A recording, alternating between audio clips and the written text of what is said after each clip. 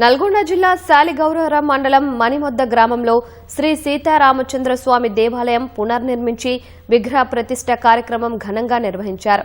శ్రీ సీతారామచంద్ర స్వామి గత 40 ఏండ్లుగా నిత్య పూజలకు దూరమై శిథిలావస్థకు చేరుకోవడంతో దాతల సహకారంతో ఆలయాన్ని పునర్నిర్మించారు.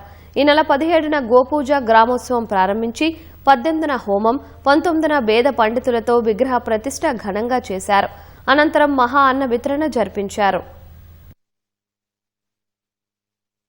మేము ఈ శ్రీ సీతారామచంద్ర స్వామి దేవాలయం నిర్మాణానికి మెయిన్ కారణం ఇక్కడ సుమారుగా సీతారామచంద్ర స్వామి దేవాలయం ఉన్న శిథిలావస్థకు చేరినటువంటి దేవాలయాన్ని ప్రతిష్ఠ చేయాలనుకొని మేము 22 మేలో మేము గ్రామ పెద్దలందరి సహకారంతో ప్రతిష్ఠ చేస్తున్నాము. పురాతనమైన ఆలయము శిథిలమైనందువలన దాన్ని పునఃప్రతిష్ఠించాలని గ్రామస్తులు అందరూ వచ్చి పునఃప్రతిష్ఠించుదామని అడగడం జరిగింది.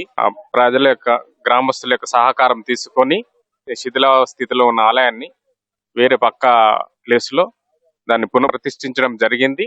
పెరమాండ్ల పూలమ్మ రాములు గారి కుమారులు మంచి ఉన్నత చదువులు చదివి ప్రభుత్వ ఉద్యోగాల్లో ఉంటూ ఉన్న ఊరు కన్నతల్లి అన్న భావనతోటి మా గ్రామానికి మేము ఏదో చేయాలన్న ఉద్దేశంతో ఇక్కడ ఉన్న చిన్నగా ఉన్న రామాలయం అది శిథిలావస్థలో పోయింది.